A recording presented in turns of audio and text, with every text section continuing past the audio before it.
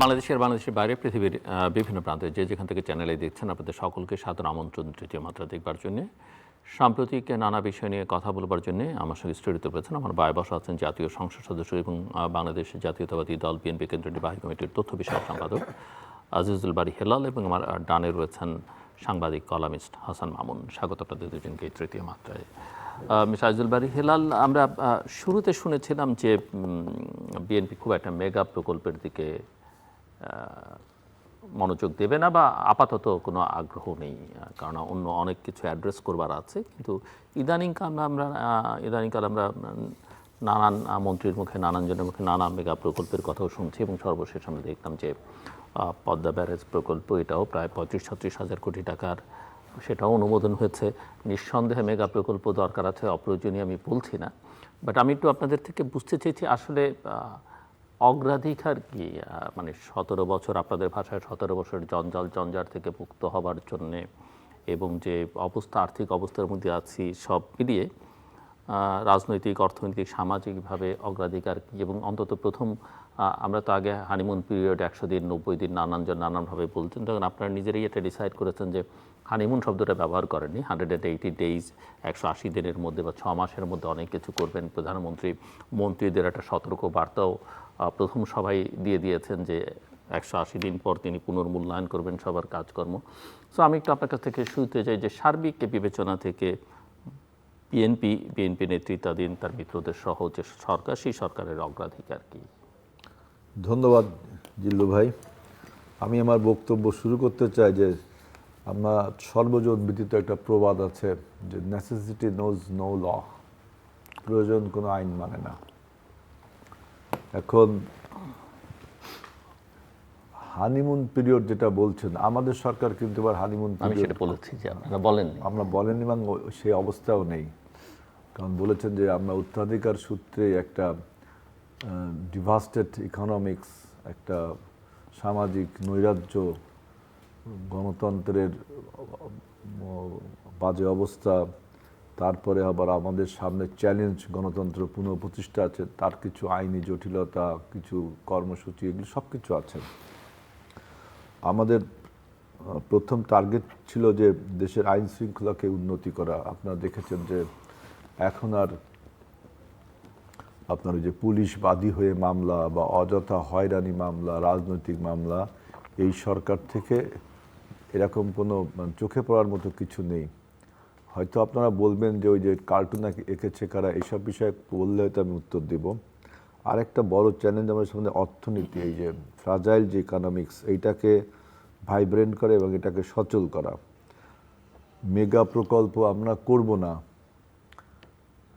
কিন্তু প্রয়োজন দেখেন আপনি যে ফারাক্কা বাঁধ, এই ফারাক্কা বাঁধের চুক্তি 96 সালে করা হয়েছিল, 26 সালের এখন কিছুদিনের মধ্যে মানে শেষ হবে।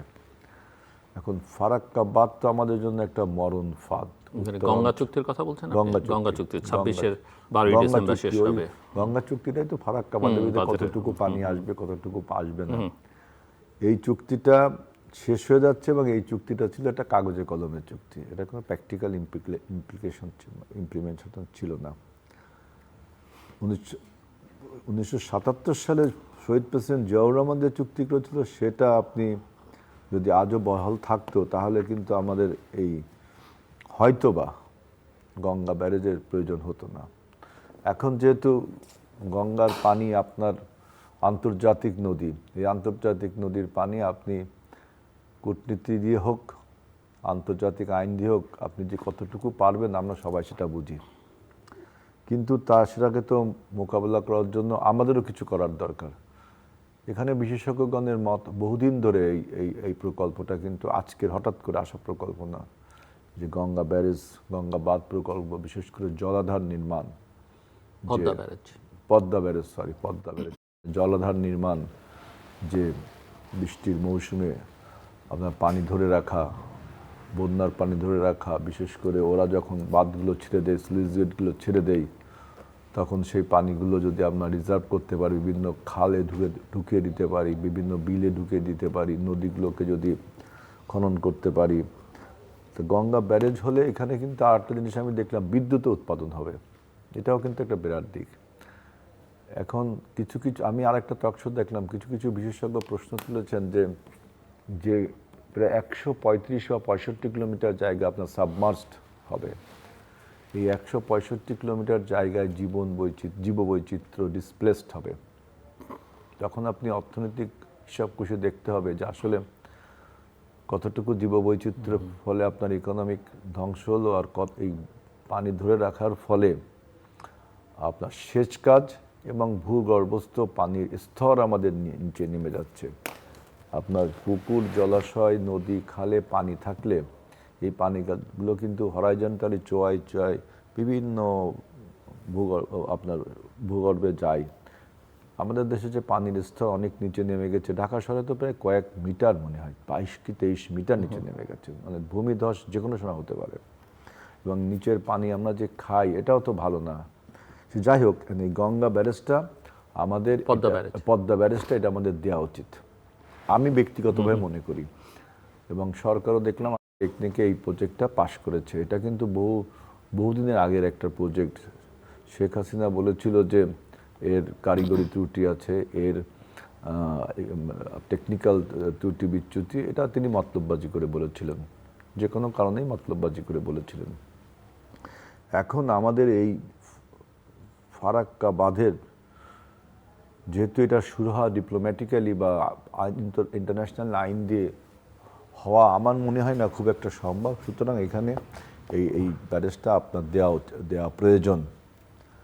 যেমন রোহিঙ্গাদের সাথে দেখেন, আপনি রোহিঙ্গাকে কখনো ডিসপ্লেস করতে পারবেন? আমার তো মনে হয় না। আন্তর্জাতিক আইন বলেন, আপনি আলোচনা বলেন, আসিয়ানকে যোগ করেন, যাই করেন। আমি মাঝে ওই এলাকায় গিয়েছিলাম এনডিসির একটা কোর্সে, আমাদের দেখাতে নিয়ে গেছিলাম। আমি তো অবাক দেখে যে আপনার উখিয়া টেকনাফে 15 লাখ রোহিঙ্গা আছে সরকারি হিসাব মতে, কিন্তু আমাদের ওই জায়গার জনগণ বলল 15 লাখের উপরে আছে, আর আপনার বাংলাদেশের আছে 4.5 লাখ। তো ওই ল্যান্ডটাকে আর আপনার থাকে, ওই সিকিউরিটি কনসার্নটা কীভাবে আসে আমাদের সার্বভৌমত্বের উপরে হোক আর আপনাদের আইনশৃঙ্খলা রক্ষাকারীর উপরে, ওদেরকে ডিসপ্লেস করতে হবে। তার জন্য আপনাকে কী করতে হবে? আপনাকে কিন্তু সামরিক শক্তি বৃদ্ধি করতে হবে। আমি জিজ্ঞেস করলাম যে 1978 সাল এবং 1992 সালে আমরা কিন্তু মিলিটারিলি থ্রেট করে এই রোহিঙ্গা আসা বন্ধ করেছিলাম, গল্পটা আমরা সবাই জানি। তো এই প্রশ্ন আমি ওইখানে এরিয়া কমান্ডারকে করেছিলাম। তো উনি আমাকে বলল, এবং আরও যে আমাদের মিলিটারি অফিসাররা ছিল তারা বলল যে আমাদের যে এখন সামরিক শক্তি ইভেন বার্মার থেকেও আমরা অনেক নিচেই চলে গেছি। বার্মার সামরিক শক্তির যে পর্যায়ে, আমরা সে পর্যায়ে না। আমাদের নৌ শক্তিটা আগে অনেক স্ট্রং ছিল, এখন নাকি মানে লেস স্ট্রং দেন বার্মা। সুতরাং আপনি কি করবেন এখন? আপনি বলতে পারেন তাহলে কি আপনি সামরিক খাতে ব্যয় বাড়াবেন? তা আপনার এই তারই 15 লাখ রোহিঙ্গা নিয়ে আপনি থাকেন, এটা 20 লাখ হবে, 25 লাখ হবে। একসময় উখিয়া টেকনাফে বাংলাদেশি খুঁজে পায়, বাংলাদেশের শহরেও আসতেছে এখানে। ঠিক একইভাবে আপনার ওই দক্ষিণ পশ্চিম অঞ্চলে যেভাবে নদীগুলো শুকিয়ে যাচ্ছে, আমাদের অঞ্চলে তো সব নদী শুকছে। আমরা ছোটোবেলার যে সমস্ত নদী আমরা সাঁতরিয়েছি, নদীতে নৌকা বেয়েছি, সেই সব নদীতে এখন আমি দেখি মানুষ গরুর গাড়ি চালায়, হেঁটে যায়, সাইকেল চালায় যায়। এখন এগুলো দেখলেও তো মনটা খারাপ লাগে। সুতরাং আমাকে ওই আন্তর্জাতিক নদীর যে পানি এবং বৃষ্টির পানি, এইটা এই গ্রাউন্ড মানে সারফেস ওয়াটারের উপর নির্ভর করতে হবে। সুতরাং এই জলাধার নির্মাণটা অত্যন্ত প্রয়োজনীয়। আর বলেন যে আমাদের আরেকটা অ্যাচিভমেন্ট, সেটা হলো যে দেখেন কনসেনসাস কমিটি যে একটা জটিলতা তৈরি করে দিয়ে গিয়েছিল, দিয়ে চলে গেছে, কিন্তু তারা কিন্তু দেশে নেই। এটাতে আমাদের বুঝাই দিবে এটা কিভাবে ইমপ্লিমেন্ট করতে হবে, কী করতে হবে। যদিও জুলাই সনদে সব লেখা আছে, এইটাকে আমরা দেখেন রাজনৈতিক দলগুলো নেগোশিয়েট করে স্বাক্ষর করেছেন না, সেটাই বলছি যে আমরা নেগোশিয়েট করে দেখেন সংসদটা চালু করেছি। সংসদটা চালু করাও একটা চ্যালেঞ্জ ছিল, যেহেতু স্পিকার ছিল না। আমাদের সমস্ত রাজনৈতিক দলের মধ্যে যে ঐক্যটা, অন্তত সংসদ চালু করার জন্য, এটা একটা আমাদের কৃতিত্ব, আমাদের সকলেরই কৃতিত্ব, সরকার সহ বিরোধী দল সকলেরই কৃতিত্ব। আমরা সংসদটা চালু করেছি, একটা সফল অধিবেশন আমরা শেষ করেছি। প্রায় 25 দিনের মতো অধিবেশনটা চলেছে। এবং এখানে আপনি দেখেন যে জ্বালানি চ্যালেঞ্জ মোকাবেলাটা, এটা কিন্তু আপনাকে একটা ইম্পর্টেন্ট জিনিস। আমরা যখন কমিটিটা করলাম, দুই দল এক হয়ে 6 জন 12 জনে, আমি তখন দেখলাম জ্বালানি সমস্যার সমাধান। এখন আর মোটরসাইকেলের কিউ দেখেন না, কমিটির সঙ্গে সঙ্গে কমিটি করার আপনি দেখেন না, মোটরসাইকেলের কিউ দেখেন না, গাড়ির কিউ দেখেন না। তাহলে এটা কি আমি বলতে পারি না যে আপনারা বলছিলেন যে আমরা নাকি ডিনাই করি যে কোনো কিছু বললে? আমরা আসলে ডিনাই করি না, সত্যটাই প্রকাশ করি।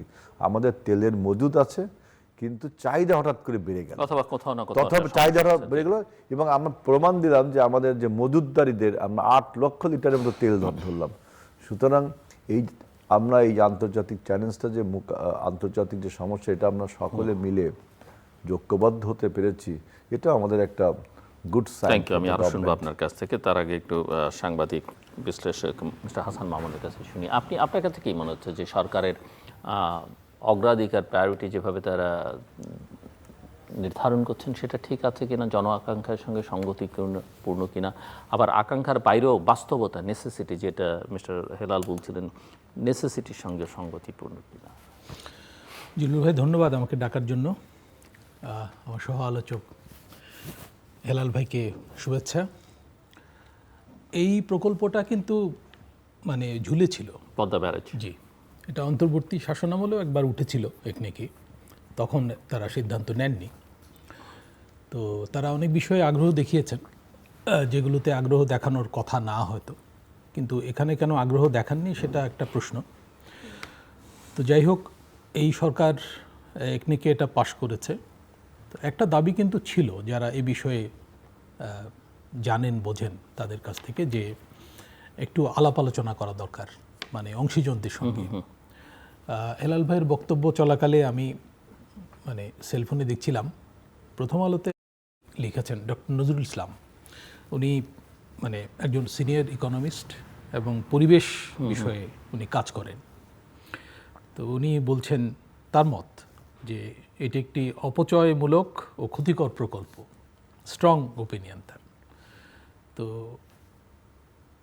আমি একটু স্ক্রল করে দেখছিলাম যে উনি কী সব আর্গুমেন্ট দিচ্ছেন আর কি। তো একটা আর্গুমেন্ট ওনার বেশ জোরালো। উনি বলছেন যে দক্ষিণ পশ্চিমাঞ্চলে শুষ্ক মৌসুমের সমস্যা ফেস করার জন্য তো মেইনলি প্রকল্পটা মানে পানি ধরে রেখে ব্যবহার করা, এবং সঙ্গে বিদ্যুৎ উৎপাদন খুব বেশি হবে না, 113 মেগাওয়াট দিক। এটা আমাদের যে বিদ্যুৎ চাহিদা এবং আমাদের যে বিরাট সক্ষমতা ইতোমধ্যে অর্জিত হয়েছে, সেই তুলনায় এটা কিন্তু খুবই সামান্য। তো যাই হোক, এটা একটা বাই প্রোডাক্টের মতো আর কি, মানে পজিটিভ বাই প্রোডাক্ট। তো উনি একটা আর্গুমেন্ট দিচ্ছিলেন যে যদি এই প্রকল্প আমরা বাস্তবায়ন করি, তাহলে ভারত দিক থেকে ভারত বলবে যে তোমাদের সমস্যা তো কিছুটা দক্ষিণ পশ্চিমাঞ্চলে সলভ হয়ে গেছে, সুতরাং আমাদের উপর চাপ দিও না, মানে আমরা নেগোসিয়েশনে একটু পিছিয়ে যেতে পারি। তো পরিবেশবাদীরা কিন্তু অন্যান্য আর্গুমেন্টও দিচ্ছেন, যেমন পরিবেশগত যে প্রভাব, এটা বিবেচনা করা হচ্ছে কিনা। সব প্রকল্পেরই কিন্তু কিছু পরিবেশগত কিছু অ্যাডভার্স মানে প্রভাব পড়ে। তো সেগুলো অ্যাড্রেস করারও ব্যবস্থা আছে, এক্সপার্টরা সেগুলো দেখবেন, সেই বিষয়ে আমাদের বক্তব্য দেওয়া ঠিক না। কিন্তু আমার একটা মনে হয় যে এখানে একটু তড়িঘড়ি করা হয়েছে কিনা সেটা বোধহয় একটু বিবেচনার আছে। আর মানে মেগা প্রকল্প বলা হলেও এটা কিন্তু খুব বড় যে বড় না, 35,000 আমি টাকার মতো। মেগা প্রকল্প শব্দটা ব্যবহার করেছি যে আরো কিছু প্রকল্পের কথা সাম্প্রতিককালে আমরা উচ্চারিত হয়েছে বিভিন্ন কর্তা ব্যক্তিদের মধ্যে। আমরা তো রূপপুরের মতো বিশাল প্রকল্প বাস্তবায়ন করেছি, আমরা পদ্মা সেতু, পদ্মা রেল সংযোগ, ওখানে আরও বেশি খরচ হয়েছে। তো এটা, এবং এটা তো একটা দীর্ঘমেয়াদী প্রকল্প, 2033 সালের মধ্যে এটা হবে। তো সময় আরও বাড়তেও পারে আমাদের প্রকল্প বাস্তবায়নের যে অভিজ্ঞতা। তো তাতে মনে হয় না যে এটা খুব বেশি, যদিও এটা দেশীয় অর্থায়নে হবে আপাতত এই সিদ্ধান্ত, তাই দেখছি নিউজে।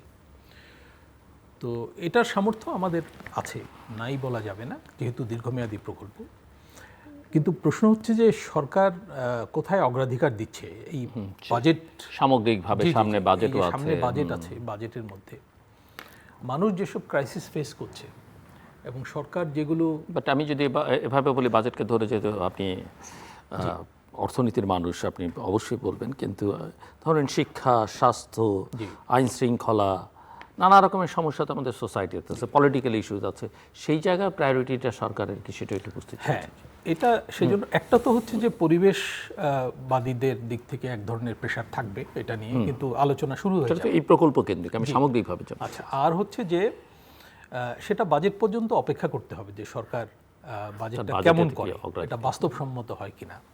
কারণ নতুন সরকারের প্রথম বাজেট হবে এটা, এবং এটা কিন্তু সংকটকালীন বাজেট।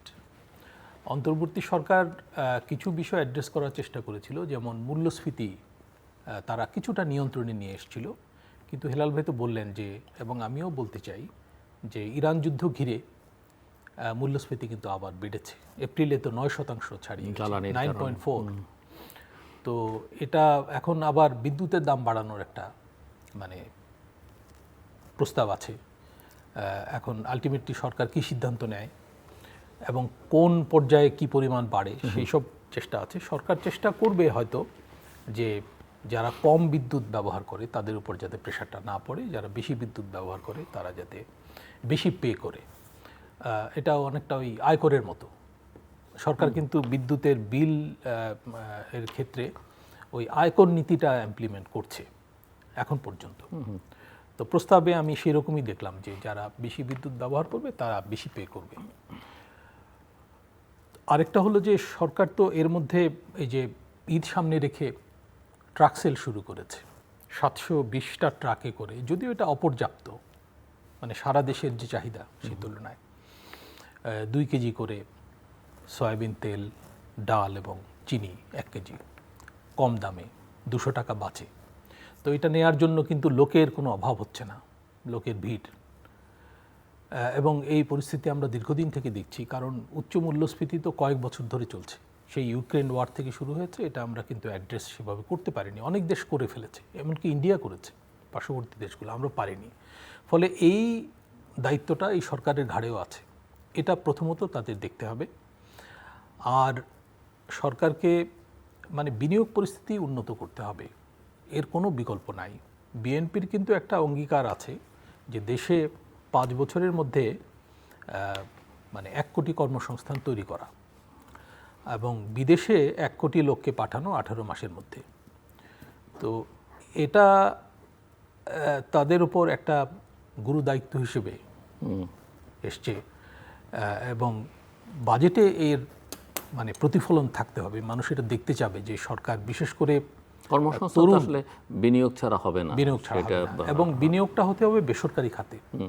এবং সেক্ষেত্রে সরকারকে মানে ঋণ করে চলার ব্যাপারে একটু সংযত হতে হবে।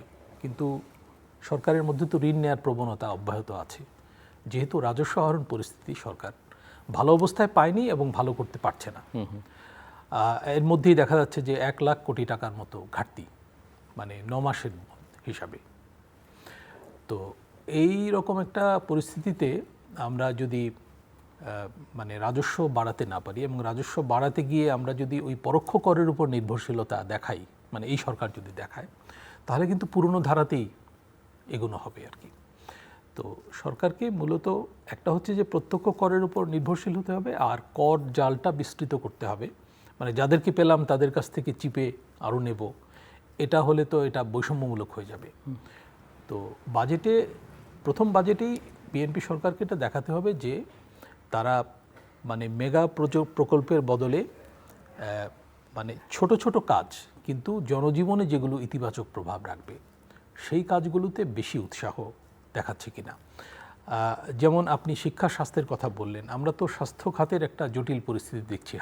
হামকে কেন্দ্র হয়তো করে আলাদা করে আপনি প্রতিদিনই শিশু মারা যাচ্ছে প্রতিদিনই, এবং আজকে খবর আছে একটা উদ্বেগজনক যে 50,000-এর বেশি হাম এবং হামের উপসর্গে আক্রান্ত এটা চিহ্নিত হয়েছে, এবং এটা গত বোধহয় 1-1.5 দশকে মানে 4-5টা দেশ সেই তালিকায় বাংলাদেশ ঢুকেছে। ভারতে হয়েছে, এবং সমসাময়িক সময়ে কিন্তু 18, 19, 22, 23 এই সময়ে। তার মানে বিশ্বজুড়েই হামের একটা প্রকোপ দেখা যাচ্ছে, এবং বাংলাদেশও এটা মধ্যে ঢুকেছে, আর এটা হচ্ছে অ্যাড্রেস করতে পারেনি বাংলাদেশ। এই জন্য তো একটা তদন্তেরও উদ্যোগ নেওয়ার কথা বলা হচ্ছে। আজকে দেখলাম এবি পার্টিও একটা দাবি জানিয়েছে যে একটা সর্বদলীয় তদন্ত। তো জনস্বাস্থ্য বিভাগের সচিব সাহেব একটা সেমিনারে ইভেন বলেছিলেন, ইউনেস্কো পর্যন্ত তো অভিযোগ করেছে বিগত সরকারের অর্থ মানে স্বাস্থ্য উপদেষ্টা তারা বা ওয়ার্ন স্বাস্থ্য করেছিলেন মন্ত্রণালয়ের বিগত সাথে যে- সরকারকে যে আপনারা এই যে টিকা সংগ্রহের যে পদ্ধতি, প্রচলিত পদ্ধতিটা পাল্টানোর চেষ্টা করেন না, তাহলে এই সংকট দেখা দেবে এবং টিকাদান কর্মসূচি ব্যাহত হবে, এর ফলে অ্যাডভার্স রিঅ্যাকশন হতে পারে। জি, তো আমি- সেটা তো হয়েছে। আমি একটু বাইরে যাব। শিক্ষা নিয়ে আপনি কিছু বলতে চাইছেন না পরের না, পরে মিসাইজুল বারিকালাল। দেখেন, উনি যা বললেন এটা ফ্যাক্ট, সব কিছুই ফ্যাক্ট, কিন্তু অ্যাজ এ গভর্নমেন্ট আমরা কীভাবে ম্যানেজ করছি এটা আপনাকে দেখতে হবে। কেননা we the government do not create this situation, we got it inheritically. আমরা উত্তরাধিকার সূত্রে এটা পেয়েছি, এখন আমরা এটা কীভাবে ম্যানেজ করছি।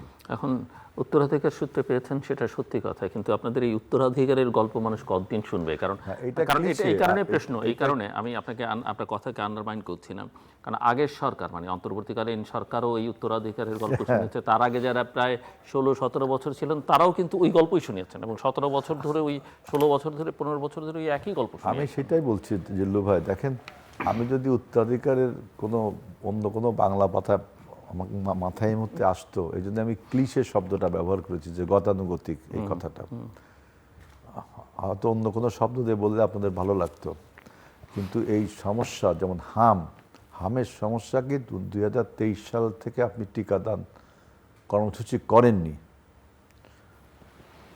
2023 সাল থেকে টিকাদান কর্মসূচি করেছে, ক্যাম্পেইন করেছে, এর জন্য আবার কিন্তু বিভিন্ন ফটোকার্ড দেখলাম আপনি বিভিন্ন ফেসবুকে ঘুরে বেড়াচ্ছে। ফ্যাক্ট চেক করবেন, আমি তো আর ফ্যাক্ট চেকার না, আমি তাদের কাছ থেকে যারা পড়েছি বা গল্প শুনে দেখেছি এগুলো ঠিক না।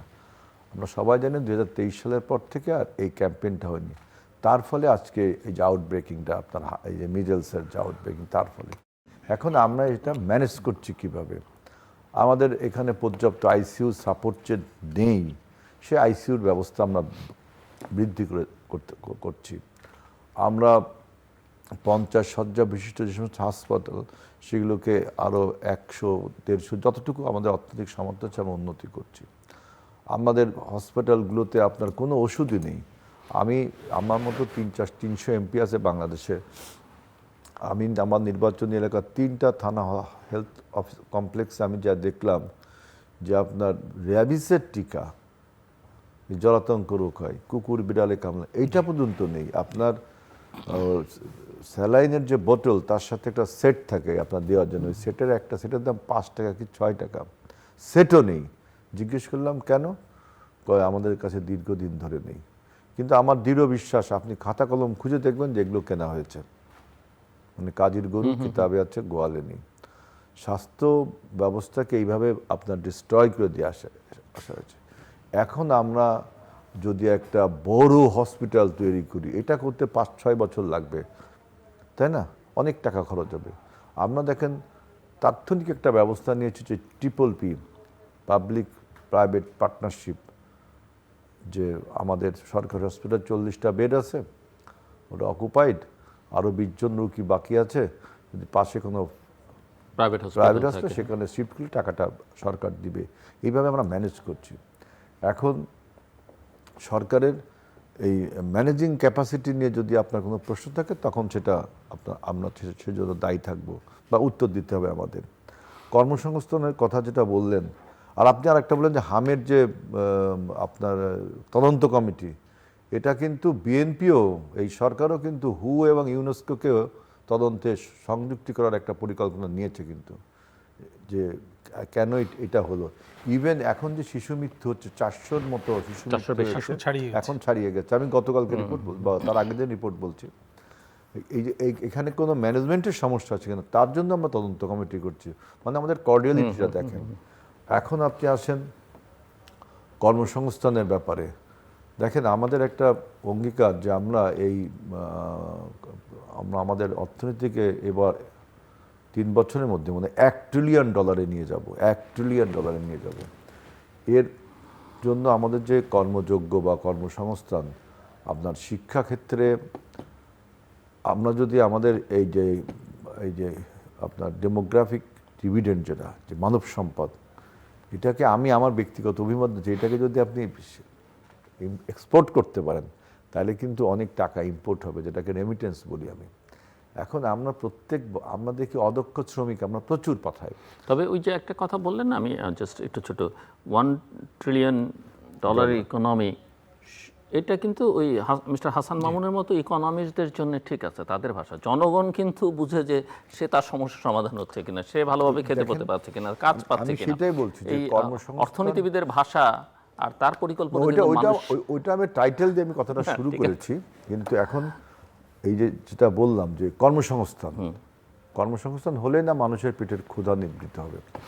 এখন এই কর্মসংস্থানের জন্য আমি বলছি যে আমাদের যে ডেমোগ্রাফিক ডিভিডেন্ড, এটা থেকে যদি লাভবান হতে চান তাহলে আপনাকে স্কিল লেবার এবং সাথে সাথে তাদের ল্যাঙ্গুয়েজ যে ব্যারিয়ারটা আমাদের থাকে, এই দুইটার প্রতি আমরা নজর দিয়েছি। আমাদের ভোকেশনাল ট্রেনিং, পলিটেকনিক শিক্ষাকে আমরা গুরুত্ব দিয়েছি এবং সেইভাবে কাজও হচ্ছে এখন। যে স্কিল লেবারটা আপনি দেখবেন আমাদের বাংলাদেশিরা কখনো কোনো ডেস্ক জব করে, আপনারা যারা বিদেশে যান মোস্ট অফ দি বাংলাদেশি হাতে গোনা কয়েকজন, সবই কিন্তু গ্রাউন্ড জব করে। আপনি দেখবেন মাদাম তুসোতে গেছি, দেখি টিকিট বিক্রি করে ভারতীয়রা, আর ওই আমরা যে লাইন ধরে কিনি আমাদের লাইন ঠিক করে বাংলাদেশিরা, যে কোনো জায়গায় দেখবেন আপনি। তা এই হলো আমাদের এই স্কিল লেবার পাঠালে আমাদের এই ডেমোগ্রাফিক ডিভিডেন্ডটা আমরা পাবো। তারপরে দেখেন এই যে স্বাস্থ্যক্ষেত্রে আমরা যে এবার কর্মী নিয়োগের কথা বলছি, প্রায় 1 লক্ষ কর্মী নিয়োগ দেবো, 80% ওমেনদের দিব, যে এদের বলবে আমার কেয়ার গিভার, যে বাড়ি বাড়ি যে স্বাস্থ্যের সমস্যাগুলোকে ছোটোবেলায় আমাদের যে বিসিজি টিকা দিতে আসছে এরকম, এটা কিন্তু বন্ধ, এইরকমই একটা আমরা প্রকল্প নিয়েছি। তারপর দেখেন আপনি এই যে খাল খনন প্রক্রিয়া, আমরা প্রেসিডেন্ট জিয়াউর রহমানের আমলে কিন্তু আপনার ওই যে ওরে মনে কি বলে বিনা টাকায় আর কি, কাজের বিনিময়ে খাদ্য, না আমরা খাল খনন করেছিলাম, ওইটাকে বলা হয় আর কি মানে টাকা ছাড়া আর কি, যে স্বেচ্ছাশ্রম, সরি শব্দটা স্বেচ্ছাশ্রমে এবার কিন্তু সরকারি পর্যায়ে খাল খনন করা হচ্ছে। এবং এই খাল খননের ফলে দেখবেন যে কত লোকের কর্মসংস্থান হবে। এই খাল খননের তো বেনিফিটটা আমি আর বলতাম না, বেনিফিটটা আপনারা সবাই জানেন। এখানে একটা বিরাট আপনার কর্মযোগ্য হবে এবং হচ্ছেও সেটা। এডুকেশন সেক্টরে যদি এটা করতে পারি, আমরা যদি ম্যান পাওয়ার এক্সপোর্ট করতে পারি, এটা একটা বিরাট কর্মযোগ্য হবে। আর এই যে আমরা যে ইকো পার্ক করছি, তারপরে আপনার এই যে বিভিন্ন রকম আপনার যে ক্ষুদ্র কুটির শিল্প, এগুলোকে জানাচ্ছি। আরেকটা কথা দেখেন যে আমাদের দেশের প্রধান শত্রুটা কি, এটা আপনাকে বুঝতে হবে। প্রধান শত্রুটা হলো দুর্নীতি। আমরা বইতে পড়েছি যে প্রধান শত্রু মানুষের ক্ষুধা, প্রধান শত্রু মানুষের ক্ষুধা। পৃথিবীর মানুষের প্রধান শত্রু সভ্যতার বিকাশের থেকে যখন শুধু গল্প শুরু করেন, কিন্তু আমি দেখি আমার দেশেও প্রধান শত্রু ক্ষুধা, কিন্তু দারিদ্রতা, এটা কিন্তু আমাদের দেশের শত্রু। কিন্তু আমি মনে করি টপ প্রায়োরিটি হলো করাপশন। এই করাপশনকে যদি আমরা মোকাবেলা করতে পারি, করাপশনকে যদি আমরা যতটা, আপনি একদম ডক্টর ইউনূসের মতো বলতে পারবেন না জিরো করাপশন হবে, ওই যে কি জানো দারিদ্রতাকে আমি জাদুঘরে নিয়ে যাব। উনি বলেছেন, উনি কিছু করেননি তো, মানে উনি কি করেছেন এবং দায়িত্ব নিয়ে দেশেও বলেননি, দায়িত্ব নেওয়ার পর একবারও বলেননি যে zero corruption, zero emission, zero unemployment. এটা আমি ওনারা এই যে 3-0 একটা এটা বলছি, যে আমি যদি বলি যে দুর্নীতিতে দেখলাম আমাদের প্রধানমন্ত্রী ঢাকা বিশ্ববিদ্যালয় যে জিরো টলারেন্স, এটা আপনি মুখে বলতে পারেন, কিন্তু তার মানে এই না যে আপনি এই দুর্নীতিকে লাগাম টেনে ধরতে হবে, এটাকে কন্টেইন করতে হবে।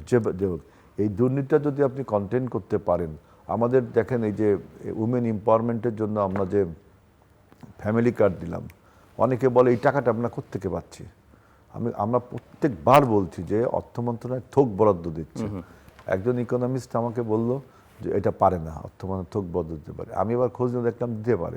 আমি তো অর্থনীতিবিদ না, আমি দুইজনের কথা শুনে যেটা বললাম সেটা আপনাকে রিলে করলাম। আমরা যে কৃষিকাজ দিচ্ছি, খেলোয়াড়দের দিচ্ছি, ইমাম মুয়াজ্জিনদের দিচ্ছি, এইভাবে আপনার ভালনারেবল যে জনগোষ্ঠীগুলো আছে তাদের এম্পাওয়ারমেন্টের জন্য, কর্মসংস্থানের জন্য, এবং এর ফলে যে কর্মসংস্থান বৃদ্ধি হবে তা সেই গল্প যদি শুনতে চান তাও অনেক বড় হয়ে যাবে। যে একটা মহিলা 2,500 টাকা দিয়ে তিনি কিভাবে সঞ্চয়টা করবেন, সেই গ্রামের অর্থনীতি। যদি একটা গ্রামে 50টা পরিবার থেকে 50টা পরিবার 2,500 টাকা করে পায়, তো ওই দোকানে অর্থনীতি ওই এলাকার অর্থনীতি তো এমনি ভাইব্রেন্ট হবে। একটা দোকানে যদি আপনার আগে বিক্রি হতো 10,000 টাকা, এখন যদি 20,000 টাকা বিক্রি হয়, ও 2টা কাজের লোক রাখতে হবে। এইভাবে অনেক কথা আছে।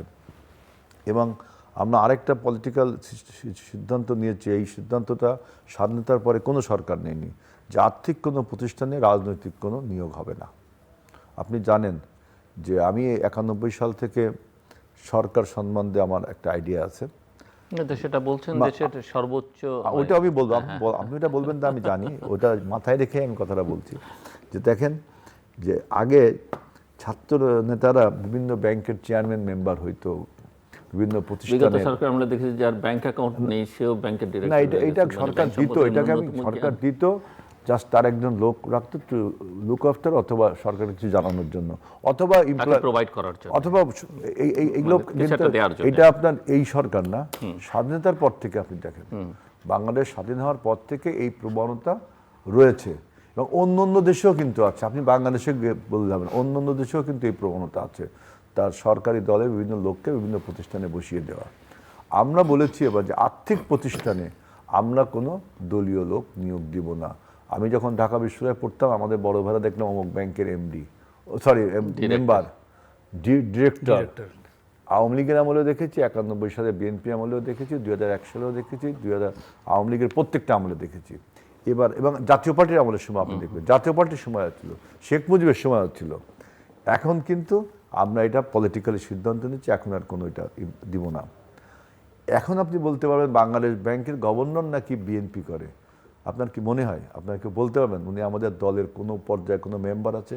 আপনি বলবেন যে নির্বাচনী পরিচালনা কমিটি। আরে ভাই, নির্বাচনী পরিচালনা কমিটি আমাদের 5টা, প্রত্যেক দলের এরকম 8-10টা নির্বাচনী পরিচালনা কমিটি। সেখানে বিশেষজ্ঞ ব্যক্তিদেরকে, আমি করি পলিটিক্স, আমি নির্বাচন করছি, আমি আবার নির্বাচন কমিটির মানুষ। আবার আমি নির্বাচনটা দূরের থেকে দেখা এবং ভিতরে যারা আমরা থাকি আমাদের দেখা একরকম হয় না। আমাদের নির্বাচন কমিটিতে আপনি বিএনপি করেন, আপনি থাকতেই পারেন, নির্বাচন পরিচালনা কীভাবে করছে বিএনপি, আপনি কিছু বুদ্ধি পরামর্শ দিলেন, জামাতকেও দিতে পারেন, আওয়ামী লীগকেও দিতে পারেন, সবাইকে দিতে পারেন। তার মানে এই না আপনি আমার দলের লোক। আমার একটা নির্বাচন পরিচালনা হচ্ছে, আমি একজন বিশেষজ্ঞকেও সেখানে একটা 4টে না 5টা কমিটি হয়েছে, একটা কমিটির 33 নম্বর একটা লোক মেম্বার, তিনি আমাদের নির্বাচনের পরিচালনা কমিটির, তাকে তত্ত্বাবধান করার জন্য আরেকটা কমিটি, তাকে তত্ত্বাবধান করার জন্য আরেকটা কমিটি, তাকে 4 নম্বর কমিটি আমি দেখলাম, সেই কমিটির 33 নম্বর মেম্বার। এগুলো বিশেষজ্ঞ অনেক লোক আছে। তাদের আপনি বিএনপি সিল লাগাই দিলেন। আমাদের তো একটা স্ট্রাকচার আছে, সারা দেশেই আমাদের আন্তর্জাতিক স্ট্রাকচার আছে, ডোমেস্টিক্যাল স্ট্রাকচার। সেই স্ট্রাকচারের মানুষ তো তিনি নান, কিন্তু তার বিএনপির নির্বাচন পরিচালনা কমিটির। আর এবার আসেন সেকেন্ড কথায়, আপনি বলবেন যে দলীয় লোক, উনি কিন্তু আমাদের দলের আদর্শ ধারণ করে, তা বলছি না। আমার কাছে দলীয় লোকের কোনো প্রবলেম নেই, যদি সে পারফর্ম করতে পারে, তার যোগ্যতা থাকে, আমি সেইটা আপনার কাছে বলছি। সুতরাং আমাদের এই বর্তমান যে তারেক রহমানের নেতৃত্বে সরকার, দেখবেন এই সরকার very much agile in his work. 24/7 আমি দেখলাম মন্ত্রিসভা ও আমাদের প্রধানমন্ত্রী সহ সবাই কিন্তু আপনার তাদের সর্বোচ্চ চেষ্টা চালিয়ে যাচ্ছে।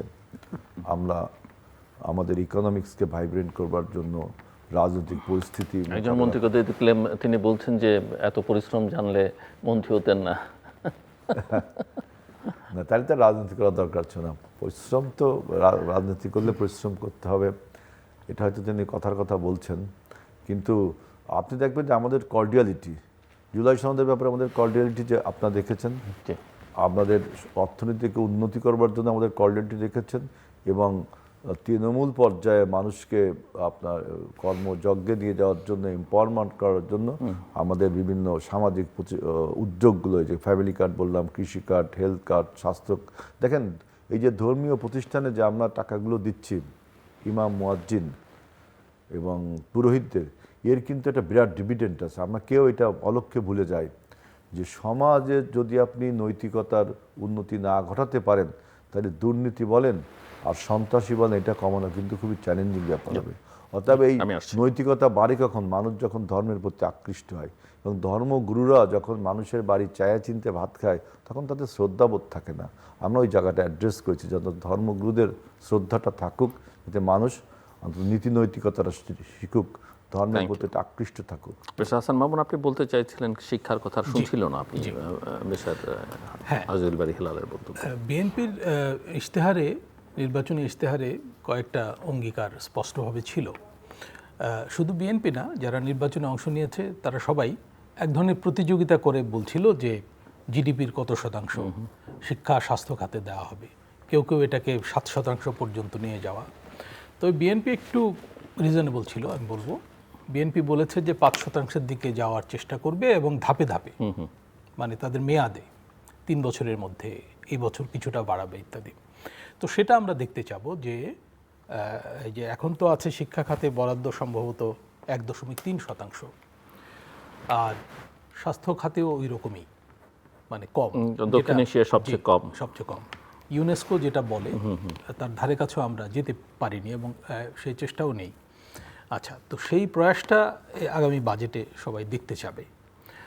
এবং এই যে হামকে ঘিরে যে অবকাঠামোর সীমাবদ্ধতা সামনে আসছে, উপজেলা জেলা পর্যায়ে দেখা যাচ্ছে কোনো চিকিৎসাই দেওয়া যাচ্ছে না হামে আক্রান্ত শিশুদের, এবং তারা ওখানে চিকিৎসা না পেয়ে দেরি করে আসার কারণে তাদের রোগটা অ্যাড্রেস করা যাচ্ছে না, এবং মৃত্যুর কারণ নাকি মূলত এটাই। শুধু যে টিকা না পাওয়া তা না, শুধু যে পুষ্টিহীনতা তা না, শুধু যে ভিটামিন এ এর অভাব তা না, এই যে দেরিতে হাসপাতালে আসা, যেমন হার্ট অ্যাটাকের ক্ষেত্রে আমরা দেখি যে সময়টা গুরুত্বপূর্ণ, তো দ্রুত হসপিটালাইজড হলে অ্যাড্রেস করা যায়, তো সেটা করা যাচ্ছে না। আর তার মানে হচ্ছে যে এই চিকিৎসা অবকাঠামোর মধ্যে বিরাট ঘাটতি আছে। আচ্ছা, শুধু দালান কোঠার ঘাটতি না, মানে সফটওয়্যারের ঘাটতি আছে ভেতরে। চিকিৎসকের মান, চিকিৎসকের প্রোটোকল মান্য করে চিকিৎসা দেওয়া, এই জায়গাগুলোতে ঘাটতি আছে। আচ্ছা, আপনি শিক্ষার কথা বলছিলেন, তো শিক্ষা নিয়ে কিন্তু এর মধ্যে কয়েকটা সেমিনারও হয়েছে বাজেট সামনে রেখে। আমি গণস্বাক্ষরতা অভিযানের একটা সেমিনার দেখছিলাম, তো সেখানে রাইটলি বলা হয়েছে যে শিক্ষা তো আসলে ব্যয় না, এটা হচ্ছে বিনিয়োগ, এবং দীর্ঘমেয়াদী বিনিয়োগ মানব সম্পদ খাতে। তো এই বিনিয়োগটা আমরা কোথায় করব? আমরা কি, যেমন শেখ হাসিনা সরকারের আমলে কিন্তু শিক্ষায় বিনিয়োগ যেটা হয়েছে সেটা মূলত ইট কাঠে হয়েছে, দালান কোঠায় হয়েছে, এবং এটা নিয়ে দুর্নীতি হয়েছে ব্যাপক। অর্থাৎ সরকার শিক্ষা বিস্তারে অবদান রাখার বদলে দুর্নীতি প্রসারে অবদান রেখেছে। তো বিএনপি সরকারের কাছে প্রত্যাশা হবে যে ইটকাঠের উন্নয়নের বদলে শিক্ষকদের পেছনে যদি বিনিয়োগটা বাড়ে, যেমন প্রাথমিক এবং মাধ্যমিক শিক্ষকদের বেতন বৃদ্ধি, এটা দাবি। তো এই দাবি, মানে আমরা দেখতে চাবো যে এই দাবির ক্ষেত্রে সরকার কি ধরনের সহানুভূতি দেখায়। আচ্ছা, আরেকটা হলো যে এই যে অবৈতনিক শিক্ষার, মানে সেখানে অগ্রগতি আনা। তারপরে একটা ভালো কর্মসূচি চালু হয়েছে যে মিড ডে মিল চালু হয়েছে। জি, অনেকগুলো মানে ছোট ছোট উদ্যোগ, কিন্তু এগুলো মানে মানুষের মধ্যে এক ধরনের উৎসাহ তৈরি করছে যে সরকার মানে জনকল্যাণে শুধু না, মানব সম্পদ উন্নয়নে আগ্রহ দেখাচ্ছে। এটা কিন্তু তারই অংশ। মিড ডে মিলের কারণে অবশ্য আবার ডিমের দাম বেড়েছে বলে বাজারে প্রচারণা আছে, কারণ সরকার একত্রে অনেক ডিম কিনছে। সরকার কোনো কিছু কিনলে তার দাম বেড়ে যায়। বৃষ্টি বাদল দেশে প্রচুর হচ্ছে, কোনো কোনো এলাকায় অনেক বেশি মাত্রায় হচ্ছে। আমরা হাওরে একটা ডিজাস্টার দেখেছি, প্রায় 10% হাওর এলাকায় নাকি ফসল ক্ষতিগ্রস্ত হয়েছে, daily star, according to daily star. তো সেখানে সরকার বলছে যে তাদেরকে 3 মাসের জন্য সহায়তা দেওয়া হবে, আর্থিক সহায়তা। সেটা ঠিক আছে, ক্ষতিপূরণ তো করতেই হবে, কিন্তু আগামীতে আমরা দেখতে চাবো যে হাওরটা কিভাবে সরকার ম্যানেজ করে। কারণ হাওরে একটাই ধান হয়, বোরো ধান, এবং বোরোটা আমাদের প্রধান ফসল, এর সঙ্গে খাদ্য নিরাপত্তার সরাসরি সম্পর্ক। তো হাওরে ডিজাস্টার মোকাবেলার চেষ্টা তো অনেকদিন ধরে হচ্ছে, এই খাতে অর্থ ব্যয় হচ্ছে এবং দুর্নীতি হচ্ছে, কিন্তু হাওরের প্রকৃত নিরাপত্তা সুরক্ষা কৃষকদের হচ্ছে না। আর ধান একবার হারালে কিন্তু আপনি টাকা দিয়ে বাজারে অর্থ সরবরাহ বাড়াতে পারেন, কিন্তু যে ধানটা নষ্ট হলো সেটা কিন্তু খাদ্য নিরাপত্তায় সংকট তৈরি করবে। মানে ওইটার পরিপূরণ করা কিন্তু সম্ভব না টাকা দিয়ে, হয়তো ইম্পোর্ট করতে হবে চাল। চাল কিন্তু কিছু কিছু আমরা ইম্পোর্টও করি মাঝে মাঝে, যদিও বলা হচ্ছে যে চালে আমরা স্বয়ংসম্পূর্ণ। আচ্ছা, তো আর একটা হলো যে এই সরকার ধান চালের দাম নির্ধারণ করেছে, সেটাও বোধহয় একটু রিভিউ করা প্রয়োজন, কারণ কৃষকদের কিন্তু উৎপাদন ব্যয় বেড়েছে। উৎপাদন ব্যয় বাড়লে ধান চালের দামটা ওইভাবেই নির্ধারণ করা দরকার যাতে সে লাভবান হয়, অন্তত ক্ষতিগ্রস্ত না হয় অ্যাটলিস্ট। আর হলো যে এটা যদি অ্যাড্রেস করা না হয় তাহলে কিন্তু কৃষিতে নিরুৎসাহ তৈরি হতে পারে, মানে উৎসাহহীনতা, এবং দেখা গেল যে আগামী মৌসুমে, আগামী আমন মৌসুমে কৃষক উৎসাহী হচ্ছে না, হয়তো অন্য ফসলের দিকে ঝুঁকছে। এই ব্যাপারগুলো ঘটতে পারে। তো কৃষিতে মনোযোগ বহাল রাখতে হবে সরকারকে অবশ্যই, কারণ আমরা দেখছি যে এই ইরান যুদ্ধ ঘিরে কিন্তু সারা দুনিয়াতেই কৃষি পণ্যের দাম বৃদ্ধির একটা প্রবণতা দেখা যাচ্ছে। এর মধ্যে সয়াবিন তেলের দাম বৃদ্ধি পেয়েছে, আমাদের দেশেও অ্যাড্রেস করতে হয়েছে, আন্তর্জাতিক বাজারেও বেড়েছে। তারপর চালেরও সংকট হতে পারে যদি রাইস প্রডিউসিং দেশগুলোতে একযোগে জ্বালানি সংকটের কারণে উৎপাদন ব্যাহত হয়, তাহলে কিন্তু আমরা কেউ কারো কাছ থেকে ইম্পোর্ট করতে পারবো না, এরকম একটা সংকট হতে পারে। আর সরকারকে মানে বাজেটের মধ্যে যেটা দেখাতে হয়, বিশেষ করে নতুন সরকারকে, সেটা হলো যে শুধু আয় ব্যয়ের একটা হিসাব না, তাকে দেখাতে হয় যে তার অর্থনৈতিক দিকদর্শনটা কী, মানে অর্থনীতি ম্যানেজ করার ক্ষেত্রে এবং জনজীবনের সমস্যাগুলো অ্যাড্রেস করার ক্ষেত্রে তার দৃষ্টিভঙ্গিটা কী, সেটা প্রকাশ যেন পায় এবং মানুষ যেন আশ্বস্ত হতে পারে যে সরকার আমার সমস্যার ব্যাপারে সহানুভূতিশীল শুধু না, আমার ভবিষ্যতের ব্যাপারেও তার একটা দৃষ্টি রয়েছে। তো এইগুলো মানে আমরা আশা করব।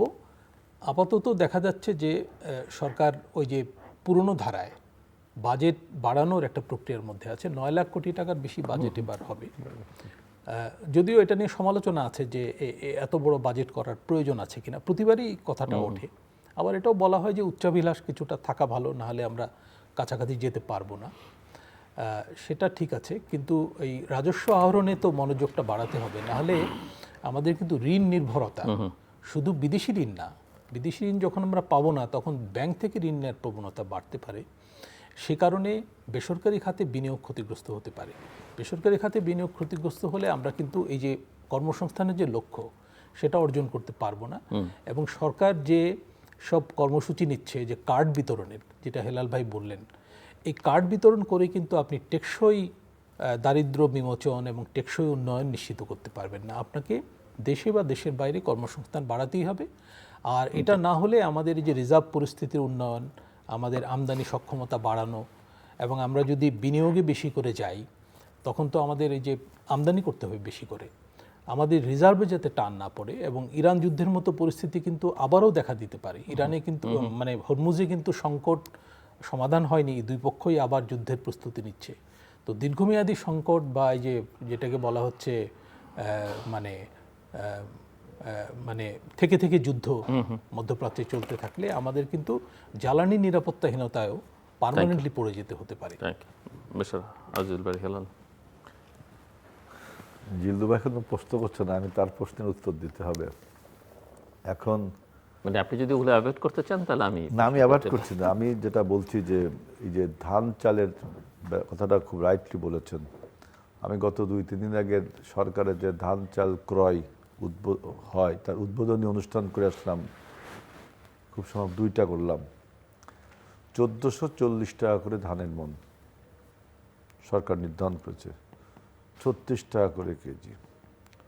জিল্লু ভাই, সত্যি বলতে কি, আমি এই উদ্বোধনের 2 দিন আগে এখন এলাকার থেকে আসি, একটা বাজারে অনেক লোক আমাকে ঘিরে ধরে। তারা আমাকে বলে যে ভাই, আমরা তো 800-900 টাকা করে ধানের মন বিক্রি করি, সরকার হয়তো 1100-1200 টাকা করে দিবে, তাতে আমাদের কিছুটা পোষাবে বা পোষাবে না, কিন্তু ওই যে সরকার যেন আমাদের ধানটা কেনে, মানে প্রত্যেক উপজেলার লক্ষ্যমাত্রা থাকে 600 টন 500 টন, ওই উপজেলায় দেখা যাচ্ছে 1000-2000 টন উৎপাদন হয়েছে।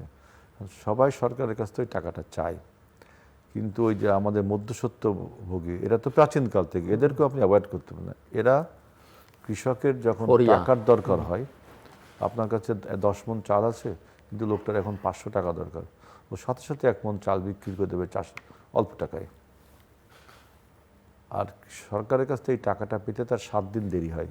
একটা ব্যাংকে 10 টাকা অ্যাকাউন্ট খুলতে হয়, 10 টাকা দিয়ে জনতা ব্যাংকে অ্যাকাউন্ট খুলতে হয়। তো আমি সাথে সাথে কৃষি বিভাগের ওয়েবসাইটে গেলাম এবং কৃষি মন্ত্রণালয়ে যোগাযোগ করলাম, দেখলাম যে 1440 টাকা ধানের মণ দিছে। তখন আমি দেখলাম তাই তো কৃষকরা খুশি হবে। যেসব কৃষকরা আমাকে বললো যে 1200 টাকা বিক্রি করলেও হয়। তাই সরকার এবার যে 1440 টাকা ধানের মণ দিয়েছে, এবং আমরা ওই যে কৃষকের কৃষি কার্ড থাকতে হয়, ধান আগের থেকে নিয়ম, আমাদের কৃষক কার্ড না কিন্তু কৃষি কার্ড থাকতে হয়। আমরা এবার আরও সহজতর করলাম, যাতে যার আপনার ওই যে আইডেন্টি কার্ড থাকবে, অর্থাৎ জাতীয় সনদ যেটা ন্যাশনাল আইডি কার্ড, ওইটা থাকবে। ওইটাও যদি তার না থাকে তাহলে তার জন্য কৃষি অফিসারের কাছে একটা লেখা থাকে যে সে একজন কৃষক, তাইলেও সে ধানটা বিক্রি করতে পারবে। আবার এই ধানটা কেনার সময় সরকার যেহেতু গুদামজাত করে, ওই ধানের ময়েশ্চারের পরিমাণটা দেখে। তা কৃষি অফিসার ওই যে যদি কোনো নিজস্ব কৃষক থাকে, দেখাচ্ছে তার ধানের ময়েশ্চারে সরকারের স্ট্যান্ডার্ড মাপ হলো 14 থাকতে হবে, 14 নিচে হলে সেই ধানটা কিনবে। 14 বেশি হলে, ময়েশ্চারের পরিমাণ 14 বেশি হয়ে গেলে পানির পরিমাণ, তাহলে সরকার কিনবে না। কৃষি অফিসার এখানে একটা মতলববাজি করতে পারে, ওই মেশিন দিয়ে মাপে তো, যে আপনারটা কিনবো না, আপনারটা 16 আছে, দেখা যাচ্ছে আপনারটা প্রকৃতপক্ষে 8 বা 9। এই জায়গাটা তদন্ত ঠিক করবার জন্য সরকার এবার প্রশাসনকে সেইভাবে নির্দেশ দিয়েছে। কৃষকদের মধ্যেও একটা আমি কৃষকদের মধ্যে একটা কমিটিও করে দিয়েছি, যে অন্তত ওই নিজে দেখতে হবে ধানের মাপ, মানে ময়েশ্চারটা ঠিক আছে কিনা। তো মিক্স আপ, আপনার একটা ধানের সাথে আরেকটা ধানের মিক্স আপ 0.5% সরকার নেই। আপনি কৃষি অফিসার, আপনার ভালো লাগলো না, আপনি বলেন যে এইটার জন্য আমরা একটা লুক আফটার কমিটি করে দিয়েছি। অর্থাৎ সরকার এই যে প্রান্তিক কৃষকদের উপরে আমরা এতটা কর্ডিয়াল। এখন আসেন যে বিনিয়োগ পরিস্থিতিকে আমাদের টাকাটা আসবে কোত্থেকে? এই যে 9,30,000 কোটি টাকার বাজেট দিব, 30 লক্ষ কোটি টাকা কিন্তু ঋণ আছে, এটা মনে রাখতে হবে। এটা আবার বলতে গেলে আবার সেই উত্তরাধিকারের গল্প বলতে হবে। এইটাকে সামনে রেখে আমরা 9,30,000 কোটি টাকা দিব, এই টাকাটা আসবে কোত্থেকে? এখন আমাদের রাজস্ব খাতের যে আয়, তাছাড়া দেখেন সরকার এবার কিন্তু এই যে বিভিন্ন বিনিয়োগ কোম্পানির সাথে, ওই যে হংকং ভিত্তিক একটা কোম্পানি আছে, তারা যারা বিনিয়োগ করে এদের সাথে যোগাযোগ করছে। এবং সবচেয়ে আমার ভালো লাগে, ওআইসির একটা মিটিং হয়েছে, হ্যাঁ, ওআইসির আর একটা মিটিং ওই যে আহমেদুল্লাহ পিলুর সাথে সরকার করেছিল, যে জাকাতের টাকাটা, আমাদের দেশের জাকাত ম্যানেজমেন্টটা যদি করতে পারি, আমরা প্রচুর লোক জাকাত দিই, ওআইসির একটা জাকাত ফান্ড আছে, আপনি এটা খারাপভাবে দিতে পারেন যে ভাই, তো ওআইসি ভুক্ত দেশগুলো, মুসলিম দেশগুলো, আমরা কিন্তু সেখানেও মানে সোর্সিং করছি। অর্থাৎ আমাদের আর একটা উনি বলছেন যে ব্যাংক থেকে আমরা লোন নিয়েছি 1 লাখ কোটি টাকার মতো টার্গেট ছিল, তার কিছু অনেক শতাংশ নিয়ে গেছে।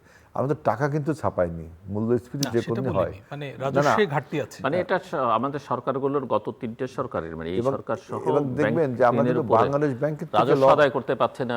বাংলাদেশ ব্যাংকের থেকে লোন নিয়েছি সবচেয়ে কম, বেশি নিয়েছি বাণিজ্যিক ব্যাংক থেকে, তাতে মূল্যস্ফীতি একটু কম হয়। আর হাওরের কথা বললেন, দেখেন হাওরে এবার যে বন্যা এবং অতি বর্ষণের ফলে যে জলাবদ্ধতা হলো, হাওরকে নিয়ে যে আপনার মতলববাজি করেছে, হাওরের ভিতরে রাস্তা করা, কিন্তু সরকার এবার 3 মাসের জন্য হাওরবাসীকে আপনার আর্থিক সহায়তা করছে এবং বিনামূল্যে সার বীজ দিচ্ছে।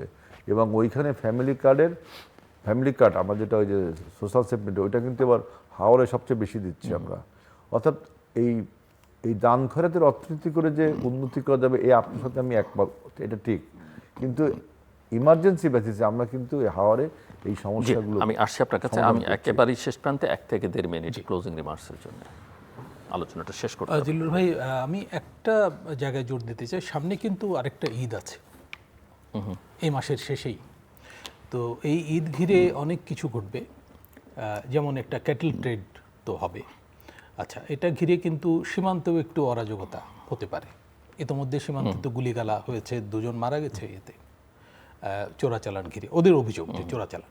তো চোরাচালান তো কিছু হয়, সন্দেহ নাই, কিছু গরু চোরাচালান হতে পারে, মায়ানমার সীমান্ত দিয়ে হতে পারে, কিছু হয়। কিন্তু আমরা গরুতে অনেকখানি স্বয়ংসম্পূর্ণ হয়েছি, এটা ঠিকই আছে। তবে এটা ঘিরে কিন্তু দেশের ভেতরে অপরাধ বাড়তে পারে, যেমন মানে ছিনতাই, তারপরে ডাকাতি, এগুলো বাড়ার একটা চান্স আছে। এমনি দেশে আইনশৃঙ্খলা পরিস্থিতির উন্নতি কিন্তু হচ্ছে না, উন্নতির লক্ষণ নাই, এবং শীর্ষ সন্ত্রাসীদের তৎপরতা এগুলো আছে। পুলিশ সপ্তাহ হয়ে গেছে, তারেক রহমান সাহেব গিয়েছিলেন যথারীতি, এবং সেখানে পুলিশে কিন্তু বিনিয়োগ বাড়ানোর দাবি আছে।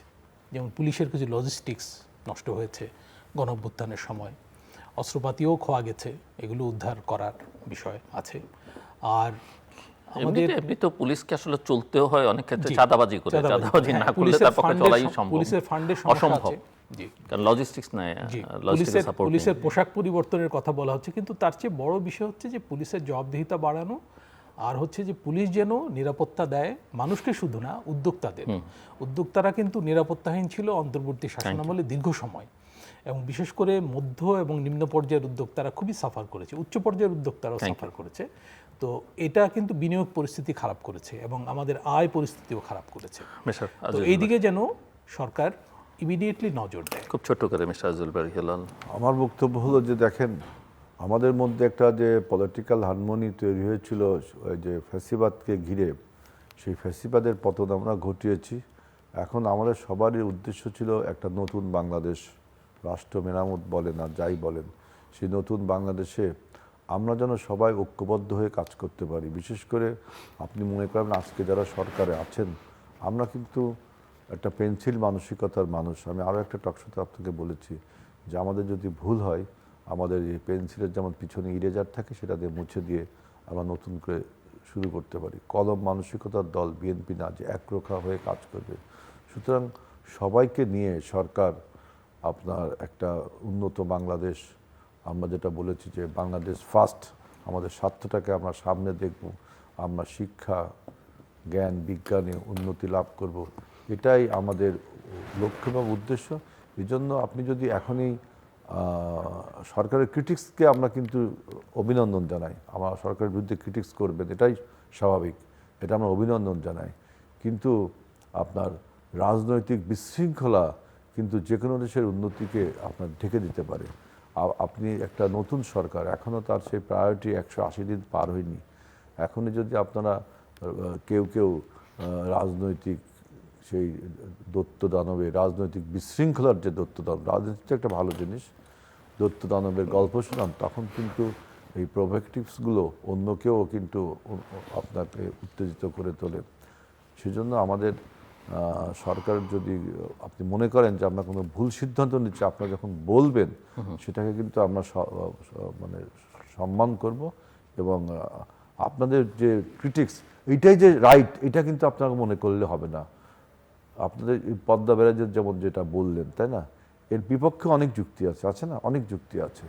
সুতরাং আমাদের এই ন্যারেটিভ এবং পাল্টা ন্যারেটিভের গল্প যেন চলতে থাকে, কিন্তু তার জন্য যেন একে অপরের উপরে আঘাত না করা হয়, একে অপরকে আঘাত করে রাজনৈতিক পরিমণ্ডলকে যেন অশান্ত করে না তোলা হয়, তাহলে আমরা কিন্তু 24-এর চেতনাকে আমরা পরাজিত হয়ে যাবে। দর্শক অনুষ্ঠানের শেষ প্রান্তে আমরা সামাজিক যোগাযোগ মাধ্যম ফেসবুক, এক্স এবং ইউটিউবে তৃতীয় মাত্রার লাইভ স্ট্রিম হচ্ছে, আপনারা দেখতে পারেন। টেলিভিশনের পর্দায় দেখতে না পারলে যে কোনো সময় যে কোনো স্থান থেকে ইউটিউবে তৃতীয় মাত্রা চ্যানেলটি সাবস্ক্রাইব করে এই পর্ব বা পুরনো পর্বগুলো আপনারা দেখতে পারেন। মিস্টার হাসান মামুন এবং মিস্টার আজিজুল বারী হেলাল, অসংখ্য ধন্যবাদ এই আলোচনা অংশ নেবার জন্য। দর্শক, আমরা কথা বলছিলাম সরকারের প্রায়োরিটি নিয়ে। নিঃসন্দেহে আইন শৃঙ্খলা পরিস্থিতি, নিঃসন্দেহে বৈদেশিক সম্পর্ক, নিঃসন্দেহে আমরা রাজনৈতিক অন্তর্ভুক্তির প্রশ্ন, এইসব বিষয় নিয়ে আলোচনা করা যেতে পারে, করা উচিত, এবং এই সমস্যাগুলো আছে, আরও হাজারটা সমস্যা আছে বাংলাদেশে। কিন্তু মূল জায়গায় যেটা আলোচনা থেকে বেরিয়ে এসছে সেটা হচ্ছে যে আমাদের অনেক বেশি মনোযোগ দেওয়া দরকার শিক্ষা, স্বাস্থ্যে, অবকাঠামো গুরুত্বপূর্ণ, কিন্তু তার চেয়ে বেশি যদি আমরা সাস্টেইনেবল ডেভেলপমেন্ট চাই, বিনিয়োগটা খুবই ইম্পর্টেন্ট। সেটা অভ্যন্তরীণ বিনিয়োগ এবং সেই সঙ্গে বৈদেশিক বিনিয়োগ। বিনিয়োগ না হলে কর্মসংস্থান হবে না, এবং কর্মসংস্থানের সঙ্গে প্রবৃদ্ধিরও সম্পর্ক আমরা চাচ্ছি। কাজেই প্রধানত যদি শিক্ষা, স্বাস্থ্য এবং বিনিয়োগ এই তিনটা জায়গায় সরকার অনেক বেশি মনোযোগ দেয়, আমাদের বাকি সমস্যাগুলো সমাধান অনেক সহজতর হবে। আমাদের সঙ্গে থাকবার জন্য অসংখ্য ধন্যবাদ। আপনাদের সবার জন্য শুভকামনা।